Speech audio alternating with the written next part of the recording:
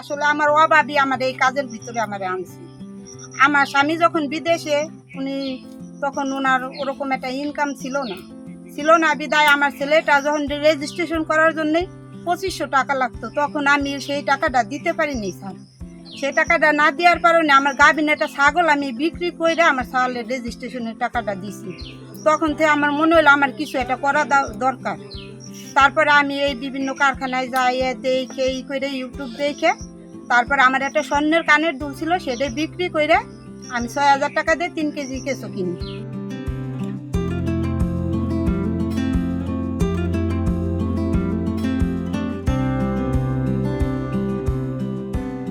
প্রতি মাসে আমার 6টা হাউস, এক একটা হাউসে আমার প্রতি মাসে আমার এক একটা হাউসেই সার উঠতেছে 20 থেকে 22 মণ।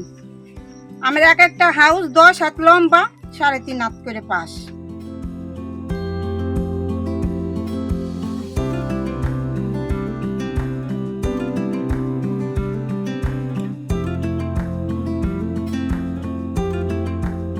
মালদ্বীপ গেছিলাম।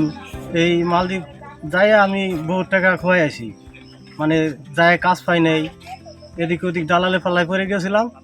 তো লাস্টে আমার স্ত্রী বললো আমি এটা করতেছি, আমি কি তুমি করো, আমি দেশে আইসা তোমার হেল্প করতেছি।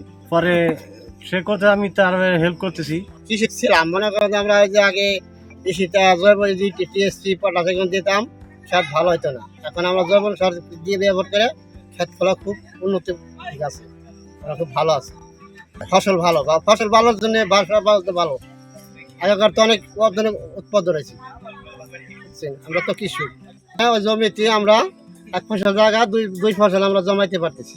এই ক্ষেত্রে কৃষি সম্প্রসারণ অধিদপ্তর আমরা সর্বাত্মক চেষ্টা করে যাচ্ছি যে তাদের বিক্রয়োত্তর সেবা যেটা বা আমরা যেটাকে বলবো বিপণন, এই বিপণনের ব্যাপারে সর্বরকম সাহায্য করে যাচ্ছি। বিশেষ করে আমাদের যে উঠান বৈঠক বা বাড়তি বলবো বিভিন্ন প্রশিক্ষণ আছে, সেই প্রশিক্ষণে আমরা তাদেরকে পরিচয় করে দিয়ে তাদের পণ্যগুলো বিক্রির ব্যবস্থা করে দিচ্ছি। আমাদের যে রাসায়নিক সারের দোকান আছে, সেই রাসায়নিক সারের দোকানে তাদের পণ্যগুলো রাখার ব্যবস্থা করছি।